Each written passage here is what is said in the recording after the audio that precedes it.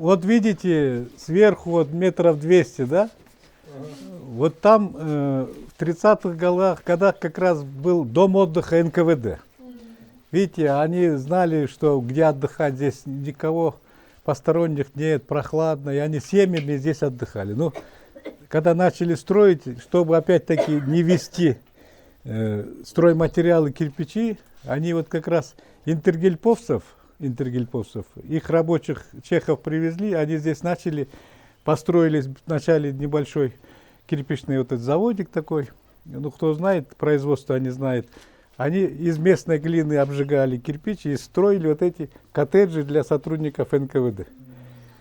Вот в этом небольшом доме отдыха как раз отец Бибюредже, который мне рассказала, работает охранником. Мать Бибюредже работает поваром, прачкой. Бибюредже сама 8-летняя девочка, играет вот в этой местности, там с детьми НКВДшников, сама там. И вот здесь, вот над кирпичным заводиком, одноэтажное небольшое строение. Она же говорит, я здесь приходила и играла, когда уже построили, она как-то в заброшенном состоянии, но она целая. Там яйца собирала, там прятки играла. В 1938 году, в ноябре 5-го, по истории как раз это самый пик репрессивной деятельности в Советском Союзе. Не только в Кыргызстане, а вообще везде. И как раз в это время в тюрьмах Кыргызстана, во всех областных центрах, вот в Аше, Караколе, в Нарыне, тысячи людей томились в тюрьмах. И тогда Ежов, здесь Лоцманов.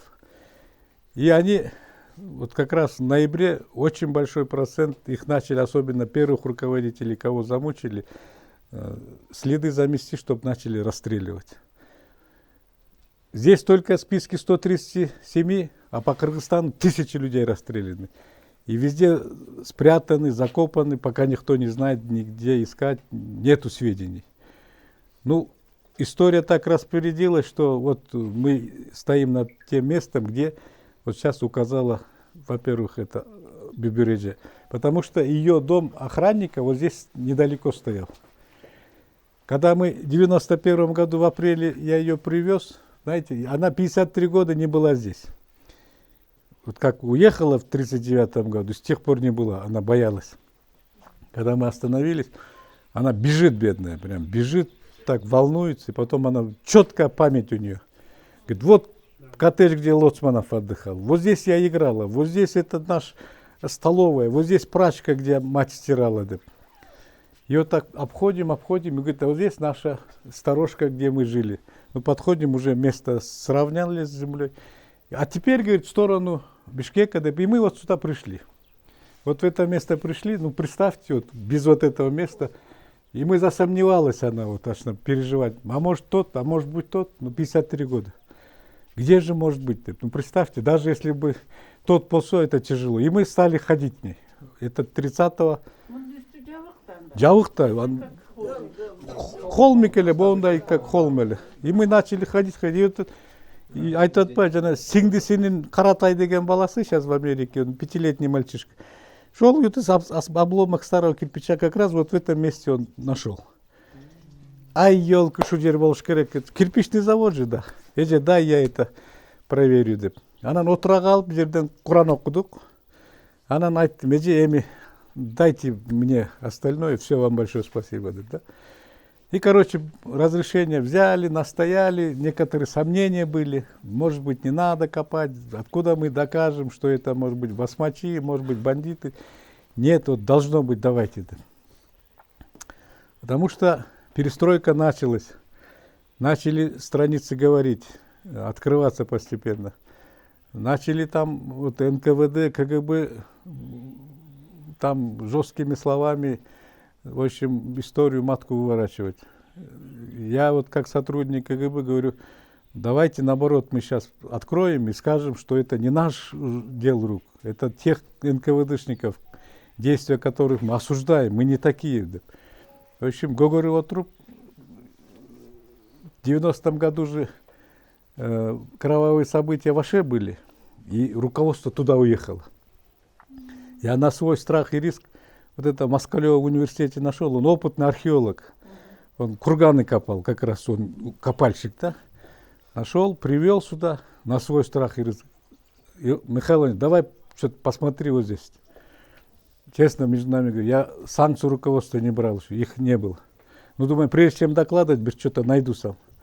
Он пришел, и знаете, в 2-3 местах маленький покопал, и потом он говорит, вот, Болот, смотри, говорит, и знаете что, нора мышки, вот обычно, когда накопает мышь нору, землю выбрасывает наружу, а здесь выброшенной земли нету. Значит, говорит, внизу пустота. Давай попробуем здесь копнем. И вот столько где-то копнули, первый череп. И сразу с пробитой пулей. Все, обратно закопали. Все, я буду докладывать. И будем настаивать. Вот этому генералу Асанкулову, который здесь говорит, председателю, доложили. И он мне говорит, давай-ка поедем, покажи мне это место. И вот рано, в 8 часов он свою машину посадил. Приехали в Ожерга, я здесь подошел. Еще раз раскопал это место, вот, баштыгой. Все, алды кишида Куран окуп. Ну что, давайте, говорит, я доложу президенту, формируем рабочую группу. Вот вы где видели вот это в фильме? Вот ребята нас, это сотрудники наши. Начали первый день, позвали как раз средства массовой информации, чтобы они свидетелями были. Первый день начали раскопки. На второй день, конечно, никого нет, мы одни остались. И начали копать. Мы 2 недели копали. Копаем. Первые где-то 1,5 метра копали, одни только кости. И вот они лежат в беспорядке. Вот одни останки, они вот вдоль стены так сидят, другие у ног, голова лежит. И можно было представить, что, оказывается, они обкельвели, вот так бросали, беспорядочно. То есть кто-то сейчас из ребят спрашивает, их, наверное, так укладывали. Никакого не укладывали. Их просто выбрасывали. Как собак, как мусор главили. Значит, вот такое получается. В тюрьме в Бишкеке их НКВД одну партию расстреляет, в грузовик побросают, брезентом закрывают. И вот это через село, которую вторая машина через Воронцовку едут, вечером запрещали всем выходить из дома, проезжает, здесь побросали, и тонким слоем до следующего дня, тонким слоем земли вот так побросают, и выезжают на второй день вот так. И вот пока вот эту печку не заполнили, вот они несколько дней возили. Из-за того, что вот первый череп нашли через 20 сантиметров, значит, они полностью толтруду, да? Полностью толтруду. И поэтому, оказывается, вот в этой яме 137 человек помещается. То есть они, да, отказывают так. Толтрупсалшты. Потом кирпич, вот это сверху, кирпичное здание толкнули, видно, она как-то сверху легла, потому что эта 20-летняя девочка Бибюреже, когда через неделю приехала, она же заметила, вот это здание нет, который стоял. Отца спрашивает, ветер был, шамал, ну давай, шамал волк, где-то я играть буду, ну где места много же играть. Кирпичи потом растащили, ну вот эта земля осталась, видите, прошло 53 года. Копаем, начали спускаться ниже. Где-то, еще раз, вот здесь грамотные люди, чем ниже спускаешься, там вода не проникает, кислород, воздух не проникает. И вот такие условия создались, уже сохраняет. Вот даже, вот я по дороге ехал, рассказывал, мумии фараонов 5000 лет живут, до сих пор, то есть останки сохраняют, потому что необходимые условия создают. Там же тоже условия создали. И вот когда мы дошли почти до дна, уже начали выходить вот эти останки, одежду видели. Вот как раз это тот момент мы засняли. Там фильм-то там очень много. Я отрывки сделал, вот тогда, где уже одежды, фрагменты пошли. Вот там мы стали уже более осторожно, аккуратно. Смотрите, ищите каждый. Мы уже солдат пригласили. Почему солдат пригласили? Вот вы видели солдат. Потому что начали находить черепа с золотыми зубами. А какой окружение узнает, здесь мародерство был, там наш народ какой. Да, я попросил охрану, пускай наши солдаты придут. Они здесь палатку поставили, ночью отдыхают, и днем говорим, сынок, пойдем, помогай копать. И вот они копали. Уже это во второй половине уже, когда башталгандан кейін. Коробок нет. Мы показали ящики, начали складывать одни кости в одну коробку. Вот эти гимнастерки, видели гимнастерки там, да? Там фуфайки, там национальный чапандар, сапоги. Вот по этим даже фрагментам одежды можно составить социальный портрет вот этих репрессированных. То есть, судя по тому, что сапоги, галифе, гимнастерка, военная фуражка, значит, в то время руководство такое носило. Очки, значит, вот интеллигенциялар были, да, останки этих. Судя по калошам, фуфайкам, значит, и рабочий народ, да? Видите как? Вот этот археолог очень опытный. Вот с ним копать, работать было очень нам интересно. Вот перед нашей памятью мы воспроизводили вот это все события. Вот, например, он показывает деликты, бедренная часть, кости, да? И он говорит, смотрите, вот этот сломанный, да, сломанный. Это говорит о том, что человека перед смертью избили, ногу сломали, замучили, убили и бросили сюда, она, кость, не успела зажить. И вот уж его поломанная. Это подтверждается теми архивными документами, которые потом я читал. Их перед смертью мучили, избивали. Признайся, что ты враг народа. Признайся, что вот этот шпион, напиши на него. Нет, на тебе так избивает, видишь. Вот из 138 человек в основном черепа пули. Но несколько черепов мы нашли разбиты тупым предметом, видно, топором или молотком. Без пули, ну, сломаны. Интересная находка была, вот такой сверток небольшой, знаете. Открыли, смотрим, и вот этот археолог говорит, вот смотрите, он рассыпался, этот сверток. И там вот этот кирпичик такой, деревянная ложка и кисет. Кисеттің içinde табак. Вот этот кирпичик маленький, это хлеб-то это. Хлеб. И мы представляем, вот это сверток, значит, в тюрьме лежал этот человек, родственники пришли, передачу дали ему. Вот этот сверток свернули, там кусочек хлеба, деревянная ложка, кисет с табаком. Ай, аманесен тур, ме курсаң ашпай. Ал байқұш баяғы қойнына вот так салып алды. Ну, даже не успел сесть, его расстреляли. Вот это в одежде он остался и закопали. Видите, вот мы вот это все воспроизводили, когда копали, перед нашими глазами вот это вставало. Закончили за 2 недели. Все, вычистили, все. Потом, это было где-то середина июля, доложили, Чингис Тореқуловичу информацию дали, и на 30 августа они перезахоронение, вот туда внизу, куда мы пойдем, потому что начали смотреть, здесь неровно, некуда копать. Это госкомиссия была, они определили то место, где ровно. В Ошчерге Гелип начали перезахоронение делать, потому что действительно удобно. Да, сейчас поедем пока. Ну, интересно, оказывается, вот, Гульнара, вот я спрашивал, некоторые делегации приезжают туда, они не знают об этих местах, многие. Или не хотят, им тяжело идти. Аппарат президента отдел протокол честно. Ну, аппарат президента, они сами, вот этих аппаратчиков надо было сюда пустить. Хоть Биржол Бирчондор говорит, пускай вот этот ремонт посмотрит, ремонт сделает. Ну, боятся большого брата. Аппаратчики, короче. Эми, что говорить, да? Вот приблизительно вот такое. Потом по этим спискам, самая уникальность, да, уникальность вот этой находки, это в том, что вот эти документы сохранились, видите? Документы вот этих фамилий Айтматова, Абдрахманова, и по ним уже в архиве нашли остальных 137, и на фамилиялар пошли. И оказалось там все руководство, да? И кроме них еще простые люди. Это в СНГ на самом деле на сегодняшний день, вот чтобы нашли это место и доказали эти фамилии, таких нету, я не слышал.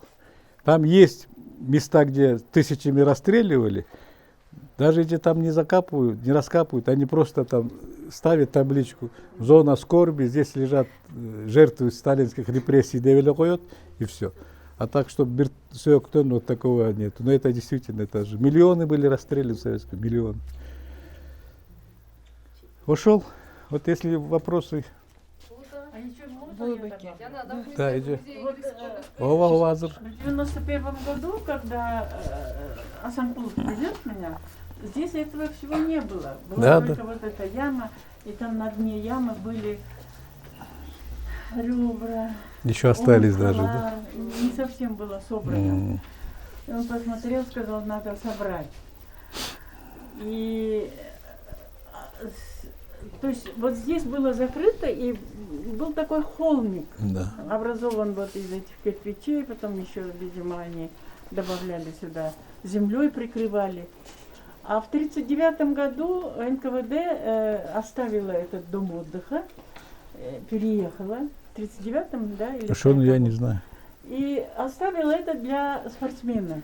М. Здесь зимой спортсмены тренировались, катались на лыжах. И в том, горожане тоже приезжали сюда. И вот по этому холмику люди катались Не, на вот это санях фильм и Дегуса. на этих лыжах. И я помню, мы тоже приехали, нам сказали, что такие хорошие, красивые холмы, что там так много снега, так хорошо кататься. И мы приехали с семьей, и я где-то там внизу сидела, я малоподвижная, не стала кататься, дети еще маленькие были, все их переодевала, а муж все возмущался. Вот приехали в такое красивое место.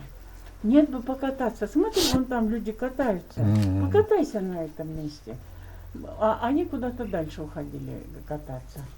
А я не стала кататься. И сейчас думаю, Бог меня сохранит. Чувствовали, да? Чувствовали. Не знаю, что я не каталась по костям отцов наших. Вот это такое место было. Потом уже на нем построили вот это вот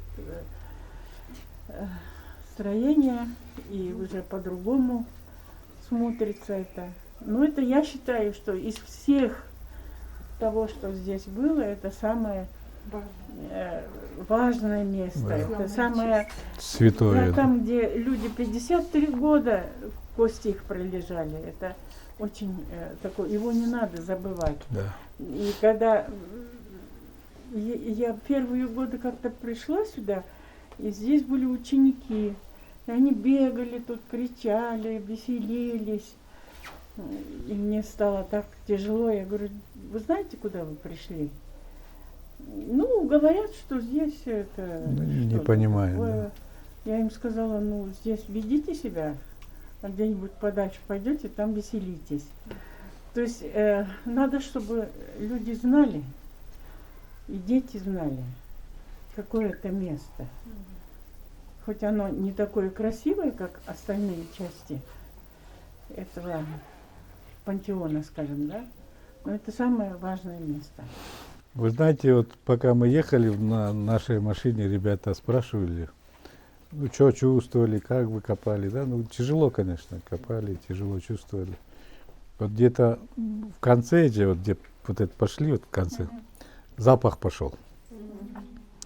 И вот этот археолог говорит, ну, 30-е годы там заразные болезни еще, не все были излечимы, там, и сибирская язва, чума, они заразны через много лет.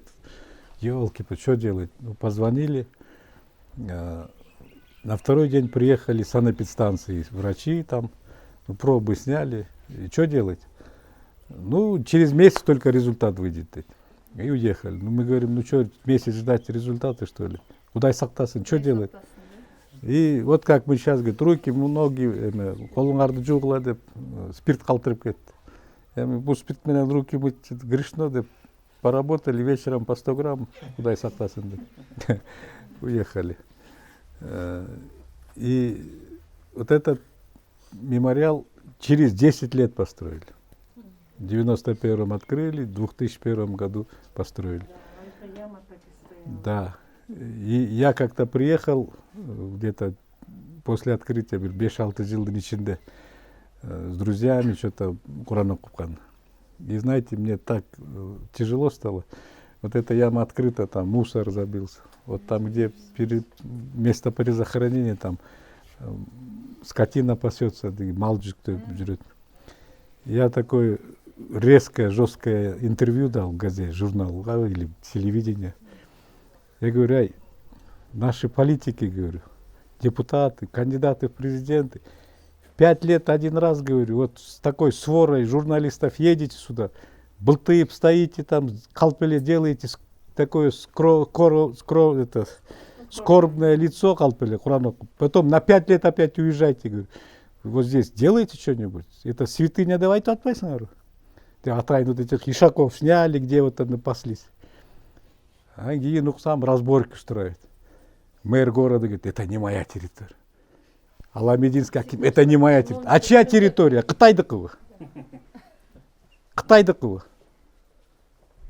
Қайдагерлік та қайдагерлік.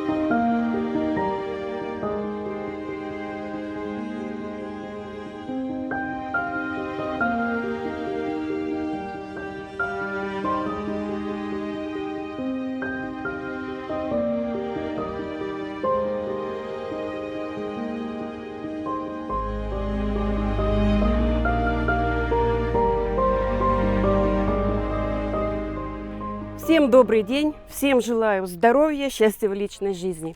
Вот этот комплекс, Уркун, который называется, был построен в 2016 году к столетию прошедших событий. Что было в 1916 году? На машине времени перенесемся туда. 1916 год. Киргизия является колонией Российской империи. 1916 год. Россия третий год воюет на Первая мировая война идет. Третий год. Истощаются материальные ресурсы, истощаются человеческие ресурсы. И вот Николай II издает указ. 25 июня выходит указ призывать мужское население от 19 до 43 лет на тыловые работы населения среднеазиатских республик. И в России тоже есть такие там Хакасы, Калмыки и другие. 25 июня. Это была причина восстания. Это была причина восстания. Это был, скорее всего, повод к восстанию. Детонатор. Причины были гораздо глубже и другие причины. Самая главная причина этого восстания – это была переселенческая политика, земельная реформа. Понимаете меня, да? Что на территорию Средней Азии переселяли народы из России, естественно, занимали земли за счет коренного населения. Переселяли из Китая, много переселилось семей уйгуров, калмыков и дунган. Опять же, за счет местного населения. Итак, следующая еще причина восстания. Идет война. Увеличиваются в несколько раз налоги. Ну, не только в Киргизии, естественно, война есть война. Увеличиваются налоги, народ и так бедствует. Далее реквизируют скот за бесценок на нужды фронта. Реквизируют хлопок на нужды фронта для изготовления пороха и другое. Вот основные причины я вам назвала. И когда поступает этот указ, призвать мужское население на тыловые работы, народ восстает. Сначала он идет, восстание начинается против списков, которые составили местные байманапские чиновники. Потому что по блату своих не пишут, Возраст изменяют, свидетельства о рождении не было в то время еще. Соседского мальчишку, ему 15 лет, ему пишут 19 лет и тоже отправляют. Или наоборот, кому-то уже 60, ему пишут 45 и так далее. Кто-то там, коррупция процветала, оказывается, не только сейчас и всегда. И вот народ начинает громить эти списки. Начинается восстание так. Дальше восстание продолжается. Ой, страшно рассказывать. Страшно рассказывать, что было дальше. Группы и отряды восставших оставляют после себя кучи пепла и груды трупов. Мирного населения. Мирное население какое? Европейцы. Европейцы. Мужчины на фронте, здесь женщины и дети. Все. Потом начинается карательная операция. Отправляют сюда войска. Очень трудно говорить, очень тяжело говорить на эту тему. Николай II, естественно, отправляет войска. И то, что они увидели, как пишут, ответная реакция была еще страшнее. В жестокости не уступали ни одна сторона, ни другая сторона. Вот есть у нас Джунушалиев, Денис, историк такой, правда, его уже нет в живых, Батырбаева, Шаиргуль, поищите. Они дают такие цифры. Часто много мы слышим вот про репрессии, миллионы, чуть ли не миллиарды. В Киргизстане, в Средней Азии, в Туркестане тоже сколько погибших и сколько беженцев. Они дают такую цифру. В перестрелке погибли 12 тысяч киргизских, ну, мужчин, наверное, и женщин тоже. Со стороны местного населения европейского, где-то это только Пржевальский и Пешпекский уезд, 4000, ну, плюс без вести пропали. Основные громадные потери, несопоставимые с теми, которые погибли здесь, на родине, громадные потери, это те, которые были погибшие при переходе через эти перевалы, зима, снег, лед, холод. И плюс от рук царской китайской администрации. Громадные потери, несопоставимые с теми, которые погибли здесь. Ну, кто пишет? 300 тысяч было перешли в Китай. 300 тысяч человек. Некоторые пишут 160, некоторые говорят 500 тысяч, некоторые придут, скажут 1 миллион. И так далее, и так далее. Я вам скажу, к маю месяцу 1917 года 70 тысяч кыргызов погибло в Китае. От чего? От бескормицы, от голода, от холода, от болезней. Пока дошли, скот весь растеряли, естественно. Там какой скот привели, кто им там сено даст, никто не даст. Там китайцы сами голодают. Ой. Далее. Своих детей продавали в рабство бедные киргизы. В рабство детей продавали, себя продавали в рабство. 70 тысяч это только к маю погибло. Далее. Происходит революция, сокращаю, рабоче-крестьянская революция по программе Владимира Ильича Ленина. Программа возвращения, происходит возвращение киргизов на родину. Обеспечили продуктами, обеспечили землей, обеспечили средствами передвижения. Это по ленинской политике. Выплатили и так далее. Выкупили всех рабов, которые там были, сами себя продали или попали в рабство к китайцам.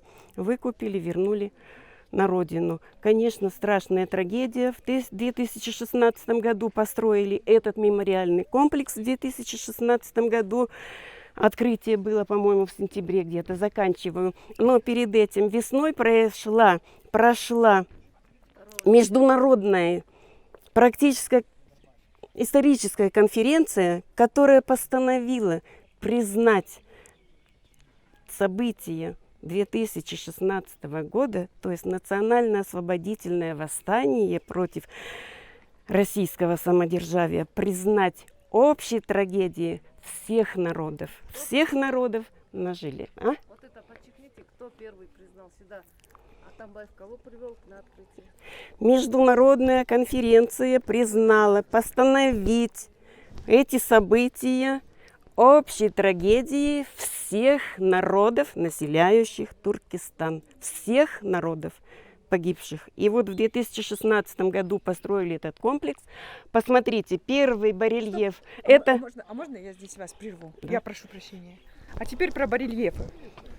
Мы здесь взрослые люди, здесь не дети, не школьники, не студенты. И теперь я вам хочу показать, чем отличается память от истории. Что такое реальная память и что такое история, которая зависит от политики и геополитики. Вот сегодня мы были на месте реальной памяти, о которой Болотбайке очень точно рассказал. И это место очень тяжелое, трудное. И второе место – мемориал. Люди, которые здесь работают, они несут эту историю нам, но мы должны всегда думать своими головами и анализировать, как формируется история. Я надеюсь, что вам отсюда видно. Вы потом ближе подойдете и посмотрите. Я здесь часто бываю, веду опросы. Вот первый барельеф. Посмотрите на него внимательно. Забудьте, что вы знаете про 16-й год. Скажите, что вы видите. Восстание. Восстание. Нет. Вы этого не знаете. Подсказывайте. Просто да, вы смотрите барельеф. Может, ближе Борьба вроде... Давайте сделаем, вот туда подойдем и поговорим. То, что вы знаете, забудьте. Я хочу...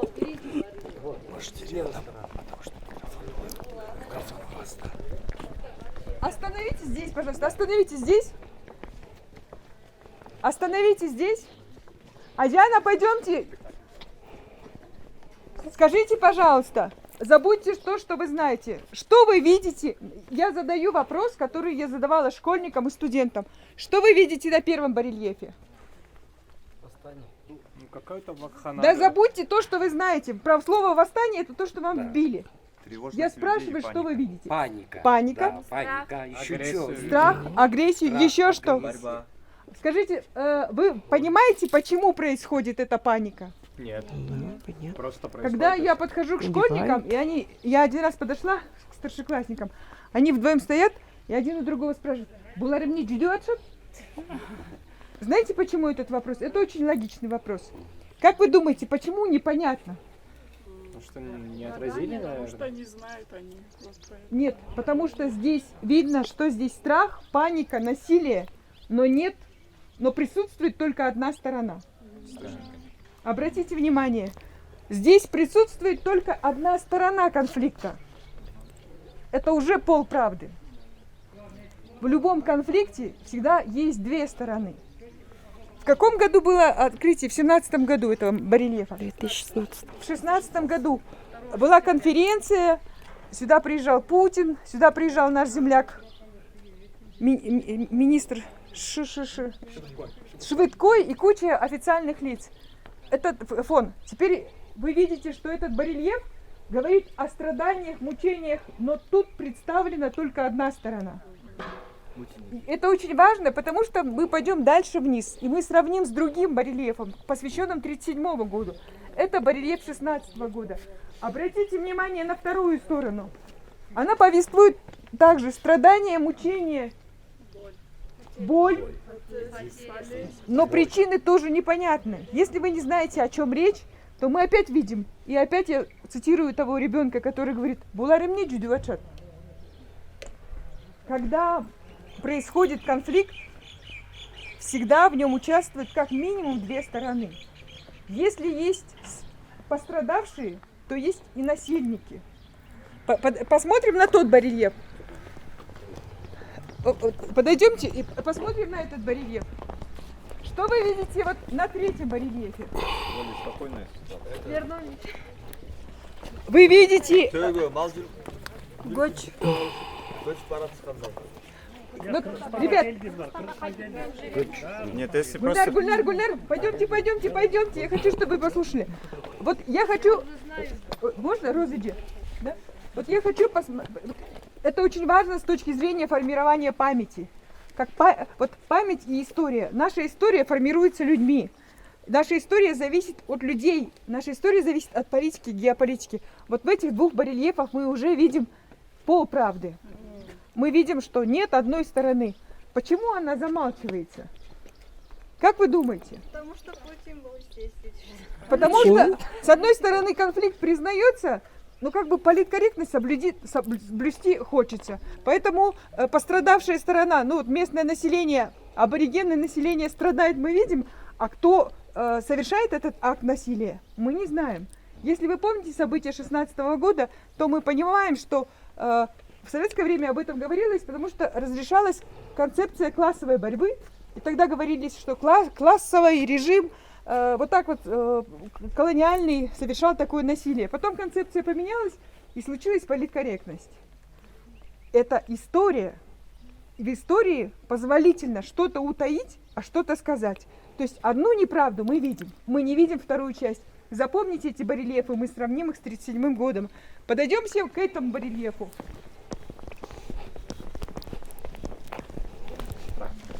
Скажите, пожалуйста, о событиях какого года мы говорим? 16-го. Вот запомните, ребят. Саид, пойдем. 1916 год. Что мы видим на этом барельефе? Обратите внимание. Люди начали учиться, у них в руках книги, там трактор и свет. Обратите внимание, вы видите дочь советской Киргизии. Вы знаете, кто она? В каком году была нарисована дочь советской Киргизии?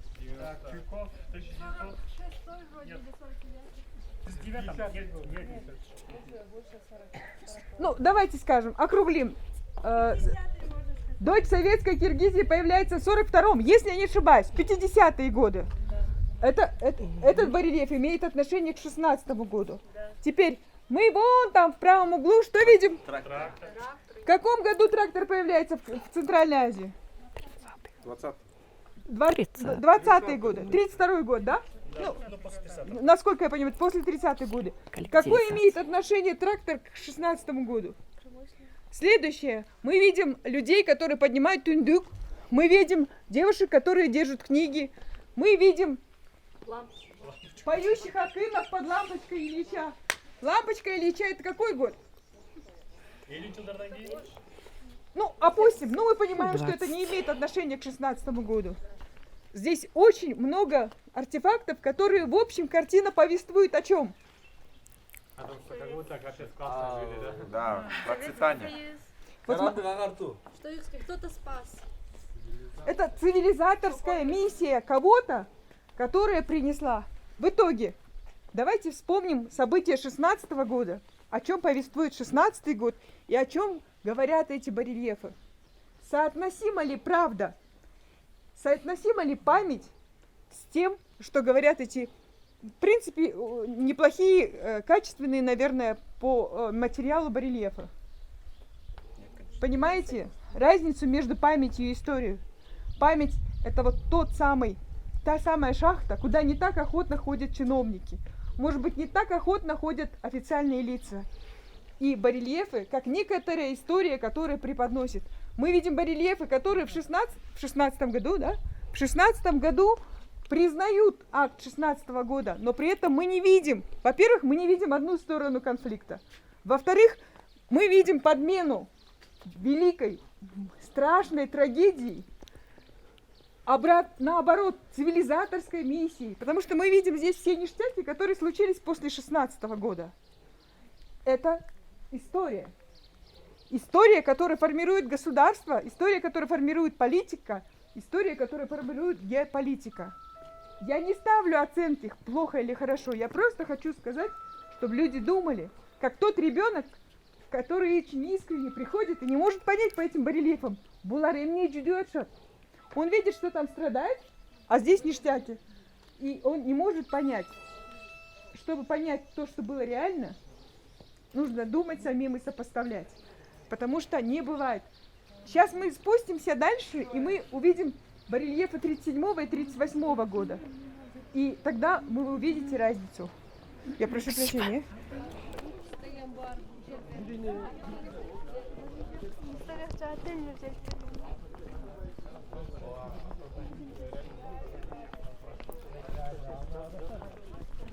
Я думаю, что это некорректно. Вы знаете, группа конференции, про которую идет, они же ее запретили, сбили практически. Она должна была...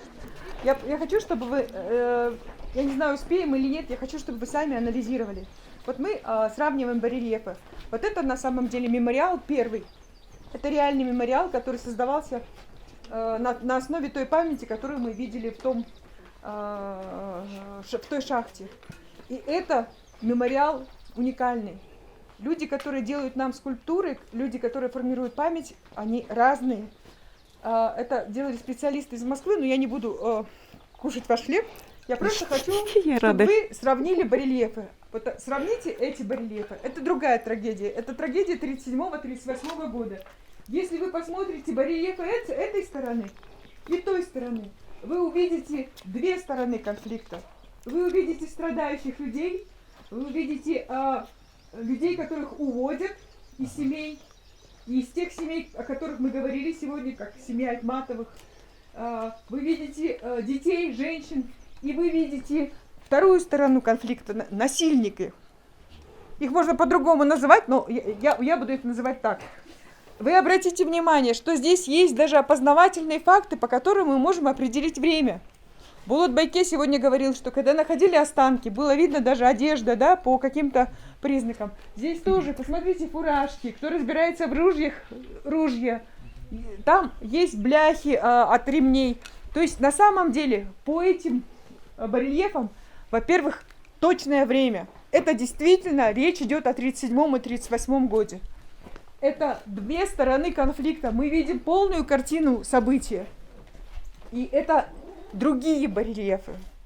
То есть, когда мы видим историю в учебниках, барельефах, мемориалах, фильмах, нам надо понимать, что есть правда, а что есть то, что нам хотят показать, пропаганда, просто что-то умалчивается. Сейчас мы находимся, когда я приезжаю в Атайбит, я в основном бываю здесь. Я не хожу туда вверх и не хожу вниз. Потому что мы должны думать, знать, сравнивать. И если мы поминаем что-то, в идеале, чтобы это было ближе к правде. Еще, когда мы говорим о памяти, чем отличается память от истории? В истории всегда в центре государства и власть. Любая, разная. Когда мы говорим о памяти, то нам важна память каждого человека. Вне возраста, иерархии, возрастной, позиционной, там, расы, религии и так далее. Вот это очень важная часть. И я хочу сказать, что мы сейчас после барельефов перейдем к людям, которые здесь занимались, которые делали на музей, и там уже речь идет о людях, конкретно о людях, которые покоятся в этих музеях. И хочу еще раз сказать слова Булат Байке, который говорил, это не просто люди, это могила, где Джусуп Абдрахманов, чей юбилей мы в этом году отмечаем. Сколько лет? 120. 120 лет Абдрахманову. Это Касым Тыныстанов. Тоже 120. И Розеджи не щадит себя, вспоминая эти события, она щадит вас. И она не рассказывает вам о том, что у Касыма Тыныстанова были перебиты все пальцы, кроме двух, где он должен был подписать этот отказной договор. И на самом деле это мемориал большой трагедии, а не пафоса. Спасибо большое. Все, больше я замолкаю.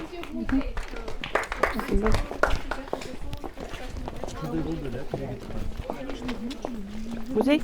Музей, да. На этой фотографии Кадыралиев Абыкан. Этот человек, который работал сторожем, который оказался случайным свидетелем. Он увидел, что по ночам привозят тела, много лет. Молчал и перед смертью рассказал дочери Кадыралиевой Бибюре. О ней вы сегодня много слышали и даже видели фильм Кадыралиева Бибюра. В 1991 году провели раскопки, останки перезахоронили вот сюда, вот где вот этот сейчас подняли тундук.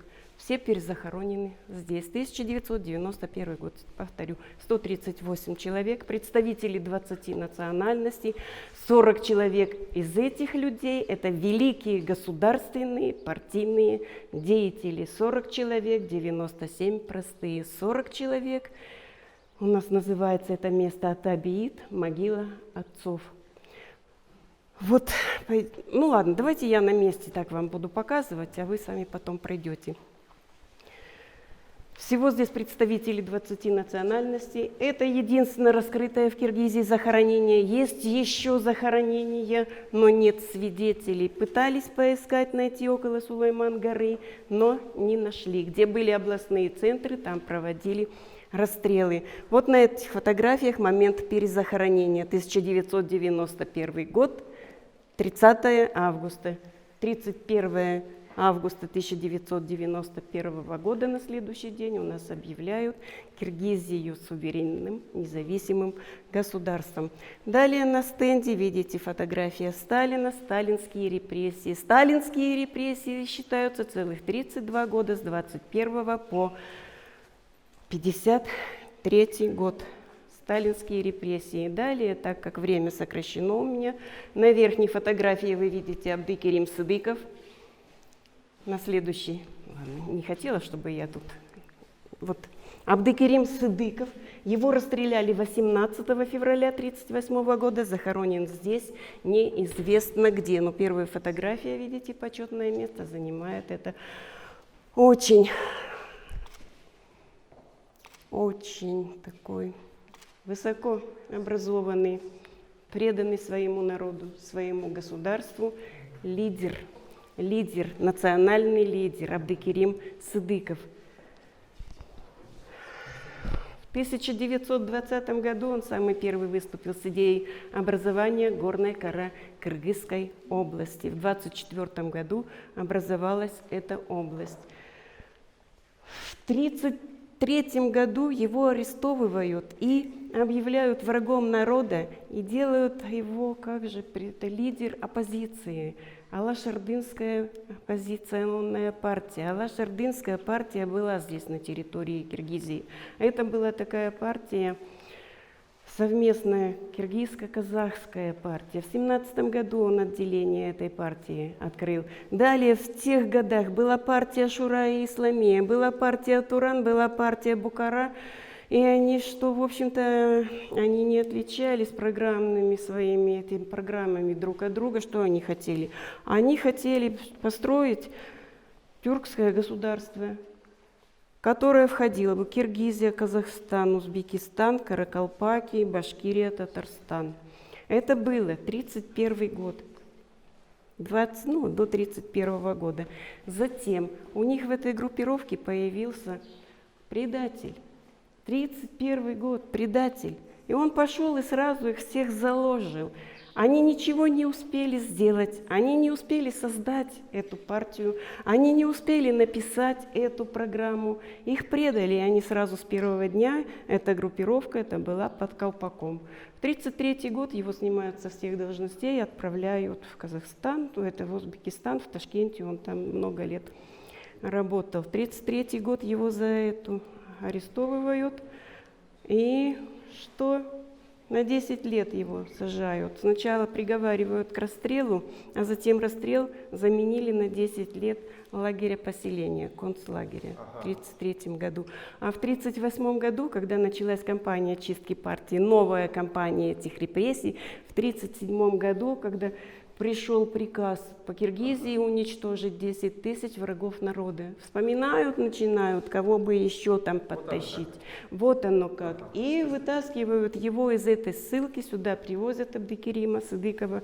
Далее следствие. Какое следствие? Только пытки, никаких следователей, никакого следствия. В чем обвиняют? В принадлежности к социал-туранской партии. Но в 1937 году не было этой партии. Ничего они не успели, да. У нас, оказывается, мало времени. В истории, я думаю, это самый образованный слой Кыргызстана.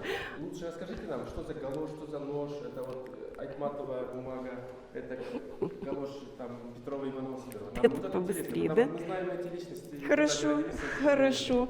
Ну вот здесь на этой фотографии, вот здесь, то есть не на фотографии, экспонаты. Чьи это зубы, чей это глаз? Вот это мы даже и не знаем, потому что генетическую экспертизу вообще не проводили, списки установили по архивам. Но я как-то прочитала, эта справка, принята на хранение, человека арестовали. Да, с той печки. А это может быть даже и приговор Таракула Айтматова на свежем воздухе. 53 года пролежал в яме, был еще в сохранности, еще можно было прочесть. А вот здесь уже на свежем воздухе он рассыпался на мелкие кусочки. Возможно, это приговор Таракула Айтматова. На фотографии видите череп с пулевыми отверстиями, один выстрел, еще и контрольный выстрел. Здесь на это. Ну как не сказать про Юсупа Абдрахмана?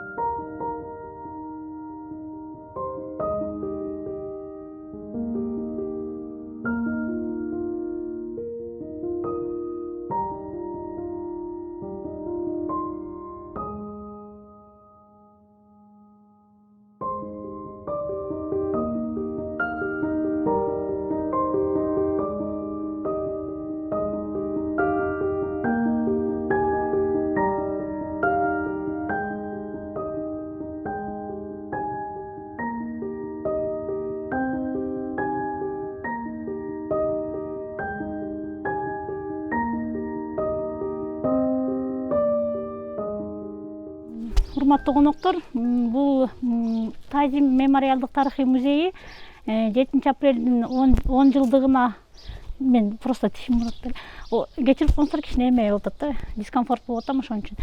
7 апрель элдик революциясынын 10 жылдыгына карата ачылган. Бул жакта ошол 2002 жылдан 2010 жылга чейинки кыргыз элинин демократияга жана эркиндикке каршы күрөшү толугу менен чагылдырылган. Кош келиңиздер музейге. Кыргыз Республикасынын президенти Жээнбеков тарабынан указ чыгып, 2010 жылдагы апрель революциясынын 10 жылдыгын белгилөө боюнча ошонун негизинде бул музей салынган, былтыр 7 апрелде ачылган. Музейдин биринчи бөлүмү бул Аксы окуясы менен башталат. Барыңар билсеңер керек, 2002 жылы ошол Кыргызстанда Аксы кайгылуу окуясы болуп өткөн. Бул ошол жанагы Үзөңгү кууштагы Кыргыз-Кытай чек арасындагы чыр-чатактын негизинде ошол Кытайга берилишүү жөнүндө чыр-чатак болуп, ошонун негизинде ошол депутаттык комиссия түзүлүп, алар ошол өзүнүн жогорку кеңештен өзүнүн ошол президентке болгон импичментин жарыялап, жана ошол Үзөңгү кууштун Кытайга берилишин каршы айтып чыкканда, ошол Азимбек Бекназаровду камап салышкан. Ошонун негизинде 2002 жылдын январь-февраль айларында ачкачылык жарыяланып, ошол ачкачылыктын 22 күнүндө Шералы Назаркулов деген укук коргоочу каза болуп калган. Андан тышкары Аксы эли дагы ошо Үзөңгү кууштун Кытайга берилишине каршы өзүнүн депутатын түрмөдөн чыгышына деп көптөгөн акцияларды уюштурушкан. 17-18 мартта 2002 жылы алар бардык айылдардан чогулуп, Аксы районунун борбору кербенге келе жатканда Босбек деген айылдан ошо кыргыз эли, ошо Аксы эли менен күч органдарынын кагылышы болуп, ошол жерден 6 киши каза болуп, көптөгөн кишилер жарадар болуп камакка алынганда, ошентип ал жерден басылып калган. Бирок Аксы эли ал жерден токтоп калган жок. Алар жазында Аксы Жалал Абад Ош, анан күзүндө Аксы Жалал Абад Бишкек деген жөө жүрүшкө чыгышкан. Бул жерде өзүңөр көрүп аткандай, ошону Аксыдан баштап Бишкекке чейин алар жөө келип, Баян Антоновкага келгенде ошо милиция мындай толгу менен тосуп, аларды шаарга киргизбей койгон. Ошондой эле ошол аксылыктарды колдоп Бишкекте көптөгөн митингдер өткөн. Ошолордун эң мындай активдүү катышуучуларынын бири биздин ошол белгилүү улуу кинорежиссерубуз Болот Шамшиев дагы болгондо, бул Аксы окуясы ошо Кыргызстандын тарыхындагы ошол демократияга каршы күрөштүн бурулушу болуп эсептелинет да. ошол ак суу окуясынан кийин өзүнүн элине ок аткан бийликке каршы көптөгөн нааразычылыктар болуп, кийин ал нааразылыктар 2005 жылы 24 марттагы март элдик революциясынын келип чыгышына алып келген. Өзүңөр билесиңер, көбүнчөсүңөр катышкан болушуңар керек. Мына бул жерде Ала Тоо аянтына чогулушуп, алар эми кыргыз эли бул мирный митингке чыгышканда, бирок бийлик тарабынан провокациялар болуп, ошол негизи акыры ушул Ак үйдү алып койгонго чейин барышкан. Бул жерде өзүңөр көргөндөй президент Акаев ошол күнү эле күнү Москвага качып кеткен. Кечинде жогорку кеңеш Курманбек Бакиевди премьер-министр деп дайындап, ал эми 4 апрелде Аскар Акаевдин отставкага кеткендиги жөнүндө заявлениясы келгенден кийин аны ошол жаңы шайлоого чейин президенттин милдетин аткаруучусу кылып, кийин июнь айында шайлоо өтүп, Курманбек Бакиев билесиңер ошол президенттик Кыргыз Республикасынын президенти болуп келген. Эң өкүнүчтүүсү ушул жакта ошол көптөгөн ошол жылы мародерство болуп кеткен. Бишкекте көптөгөн ошол борбордук торговый центрлар талкаланып кеткен. 2008-2010 жылдары баягы жаңы жогорку кеңеште шайлоо өткөн. Ал шайлоонун Кыргызстан тарыхында биринчи жолу партиялык тизменин негизинде шайлоо өткөн. Ал шайлоодо 3 эле партия өткөн. Эң көп добуштуу 78 орунду ошол Бакиевдик партия, Ак жол партиясы алган. Андан 12 орунду СДПК, анан 7 орунду коммунисттер партиясы. То есть жогорку кеңешке 3 эле партия өтүп калган, калган оппозициялык партиялардын баары өтпөй калган. Калган ошо партиялардын баары биригип меморандумга кол коюшуп, коомдук партияны түзүшүп, коомдук парламентти түзүшүп, анан ошол негизинде бириккен элдик кыймылды түзүшкөн. 2008 жылдан баштап 2010 жылга чейинки бардык революциялык кыймылдарды Кыргызстандагы ошол бириккен элдик кыймыл жүргүзгөн. Бул жерде көрсөңөр Алайдагы, Нарындагы, Арашандагы ошо бириккен элдик кыймылынын курултайлары, ошол бийликке каршы акциялардын баары көрсөтүлгөн. Ошол эле жылдары өзүңөр билгендей 30га жакын саясий буйрутма өлүмдөр болгон. Көптөгөн саясатчылар, спортсмендер, коомдук ишмерлер ошол өлүмгө дуушар болушкан. Андан тышкары көптөгөн кишилер саясий куугунтукка кабылып камакка алынган. Ошол окуялардын баардыгы өзүңүздөр билгендей 2010 жылдагы 7 апрелдеги Бишкек шаарындагы кайгылуу окуяларга алып келди. Ошол Ала Тоо аянтына баягы кыргыз эли дагы эле ушул жай мирный митингке чыккан, бирок ошол алар Ала Тоо аянтына келгенде бийлик тарабынан ок атылып, ок атылганда да мындай снайпердик эмеле кандай оружие менен атылып, куралдар менен атылып, аябай адамдардын өлүмгө дуушар болгон. 89 киши ошол 7 апрель күнү каза болгон, 1,5 миң киши жарадар болгон. Бул жерде өзүңөр көрүп тургандай ошол каза болгон балдардын, байкелердин ошо өздүк буюмдары коюлган. Андан тышкары ошол 7 апрель күнү Бакиев, президент Бакиев өзүнүн кичи мекенине качып кеткенде бириккен элдик кыймыл убактылуу өкмөттү түзгөн. Убактылуу өкмөттүн председатели болуп Роза Сааковна Отунбаева дайындалган. Кийин июнь айындагы референдумдун негизинде ошол Роза Сааковна Отунбаева өткөн мезгилдеги Кыргызстандын президенти деп 1 жылга шайланган. Бул жерде өзүңөр көрүп тургандай убактылуу өкмөттүн биринчи декреттери Акаевдин, Бакиевдин кол тийбестик укуктарын алуу жөнүндө, жогорку кеңешке шайлоону өткөрүү жөнүндө, ошол дагы көптөгөн жана 7 апрелде каза болгон батырларды сыйлоо жөнүндө көптөгөн биринчи декреттерин бияка чагылдырылган. Ошондой эле бул жерде судмед экспертизанын жыйынтыктары, ошо балдар каяк жакка ок жеп кандай каза болгондорун толугу менен бул жерде көрсөңүздөр болот.